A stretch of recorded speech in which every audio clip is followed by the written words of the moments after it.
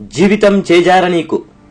Apple company సృష్టికర్త, ప్రపంచ మేధావుల్లో ఒకరైన స్టీవ్ జాబ్స్ ఆస్పత్రిలో తన ఆఖరి రోజుల్లో డైరీలో రాసుకున్న మాటలు. వ్యాపార జగత్తులో శిఖరాన్ని చేరాను నేను. విజయానికి ప్రతీకగా నిలిచాను. పని తప్ప నాకు వేరే ఆనందమే తెలీదు. సంపాదనకే అంకితమైపోయాను. ఇప్పుడు ఈ మరణశయ్య మీద రోజులు లెక్క పెట్టుకుంటున్నా నేను.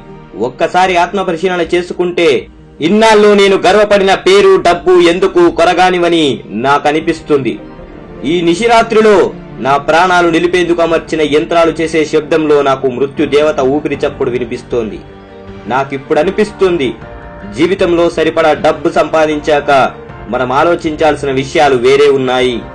కలలు, అనుబంధాలు, చిన్నపాటి కలలు, కోరికలు, సేవ, ఇలా డబ్బు కవతల చాలా ప్రపంచం ఉంది. కానీ డబ్బు వెనుక పెట్టే పరుగు మనిషిని మరమనిషిలా మార్చేస్తుంది. అందుకు నేనే ఉదాహరణ. ఇతరుల మనస్సుల్లోని ప్రేమను గుర్తించాలనే దేవుడు మనకు జ్ఞానేంద్రియాలను ఇచ్చాడు. కానీ డబ్బుకు మాత్రం విలువనిచ్చే కాల్పానిక జగత్తును మనం సృష్టించుకున్నాం. నేను సంపాదించిన డబ్బు ఈ క్షణం నాకు తోడుగా లేదు. నేను నాతో తీసుకెళ్లగలిగేది ప్రేమానుభూతులు, అందమైన జ్ఞాపకాలు మాత్రమే. ఈ ప్రేమపూర్వక అనుభూతులే ఎప్పుడూ మనతో ఉంటాయి, మనల్ని ఉన్నత స్థాయికి చేరుస్తాయి. నిజం అంతా మన హృదయంలోనే, మన చేతుల్లోనే ఉంది. ఈ ప్రపంచంలో అత్యంత ఖరీదైన మంచం ఏదో తెలుసా?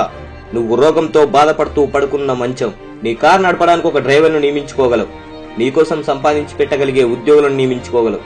కానీ నీ జబ్బును, నీ బాధను అనుభవించే వ్యక్తిని మాత్రం ఎన్ని కోట్లు పెట్టినా నువ్వు ఏర్పాటు చేసుకోలేవు. నువ్వు దేన్ని కోల్పోయినా తిరిగి పొందవచ్చు, కానీ చేజారిన జీవితాన్ని మాత్రం తిరిగి పొందలేవు. జీవితంలో ఈ రోజు మనం ఎంత గొప్ప స్థితిలో ఉన్నా కథ ముగిసే రోజు, తెరపడే రోజు ఒకటి వస్తుంది. అప్పుడు ఎంత ఆరాటపడినా కాలం వెనక్కి వెళ్ళదు. అందుకే కాస్త ముందే కళ్ళు తెరువు.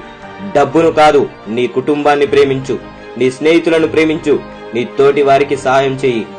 నీ, నా అనే తారతమ్యం లేకుండా అందరినీ అభిమానించు. నీకు పరిచయం లేకపోయిన ధనికుల్ని నా వాళ్ళు అని, నీ వాళ్ళైన పేదవారిని నీకు తెలియనట్లుగా ఉండకూడదు. ఆనందంగా జీవించు. జై హింద్.